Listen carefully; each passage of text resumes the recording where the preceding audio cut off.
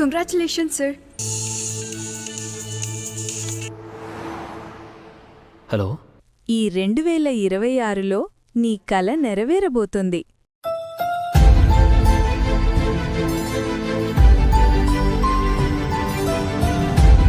ఇది అమ్మ నీకిస్తున్న advance gift.